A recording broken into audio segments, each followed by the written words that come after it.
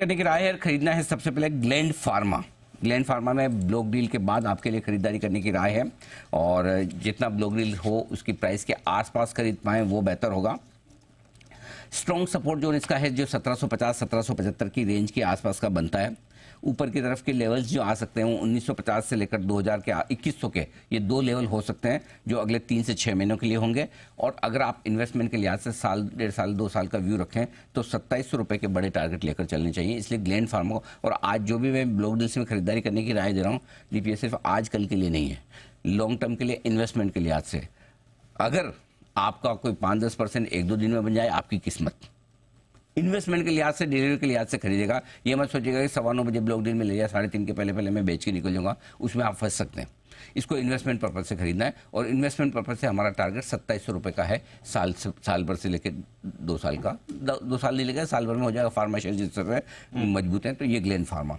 दूसरा स्टॉक है सनसेरा इंजीनियरिंग, जो मैन्युफैक्चरिंग थीम जिसकी हम बात करते हैं हमें बड़ी मजबूत नजर आती है। यहाँ पर भी ब्लॉक डील हो चुकी है, ब्लॉक डील के बाद खरीदारी करने का मौका आपके लिए बन सकता है, लेकिन अब 5%, 4% प्री ओपनिंग सेशन में शुरू में मुझे ऊपर दिखा था, वहाँ नहीं। जो खरीदने के लिए अच्छी सपोर्ट रेंज 1130, 1160 करिए इसको, 1130, 1260 लिख दिया मैंने, 1130, 1160 इसका स्ट्रॉन्ग सपोर्ट जोन है।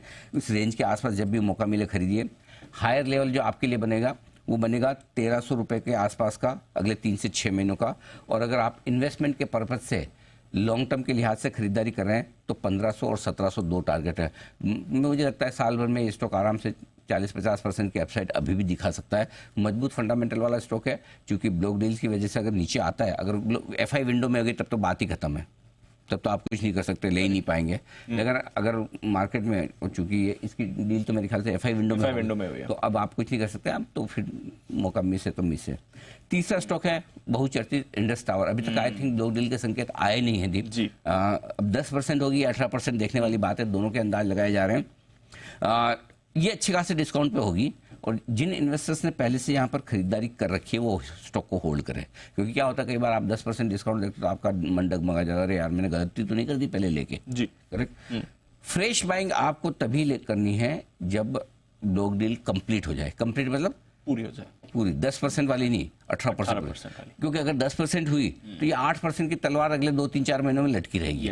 तब तक ये स्टॉक चलेगा नहीं, फिर फ्रस्ट्रेशन, फिर आपको क्या लगेगा मैं तो फंस गया। आप फंड मैनेजर तो हो नहीं, करेक्ट, क्या आप लेके बैठे हो आराम से, करेक्ट, करेक्ट। मैं तो कोई बात नहीं, 6 महीने बाद चलेगा तो चलेगा, मुझे नहीं चलेगा ना। आपको 6 महीने में 6 दिन स्टॉक नहीं हिलता तो आप टेंशन में आ जाते हो, और बाकी भाग रहे। अच्छा, ये अकेला नहीं भाग रहा, नहीं चल रहा तो बाकी नहीं चल रहा तो चलता है। वो कैसा होता है ना, जब बचपन में लाइट जाती थी ना घर में, तो सबसे पहले बाहर निकल के देखे सबकी गई ना, तो सबकी गई तो ठीक है, खाली अपनी गई तो टेंशन। तो अब पता है वहां पे ये सबकी आ रही, अपनी गई तो टेंशन कितनी हो जाए, तो ये वाला हाल हो जाएगा कि आपका स्टॉक नहीं चल रहा, बाकी सब चल रहा है। तो इसलिए आपको पूरी ब्लॉक डील होने के बाद ही फ्रेश कर जाए। पुराना पड़ा है तो रहने दीजिए, अगर पूरी ब्लॉक डील 18% की हो जाए तो खरीदिए। 375-400 रुपये के टारगेट आप साल भर के लिए लेकर चले। इसलिए 3 जेडएफ वाला मैं इसलिए नहीं दे रहा हूँ, वो 15-17 हज़ार का स्टॉक है, लिक्विड है नहीं, वो छोड़ दीजिए। बाकी ये 3 स्टॉक है जहाँ पर ब्लॉक डील के बाद आपके लिए स्पेसिफिकली खरीदारी करने का मौका बन सकता है। ऑल राइट, ये है आपके लिए अनिल जी की तरफ से राय।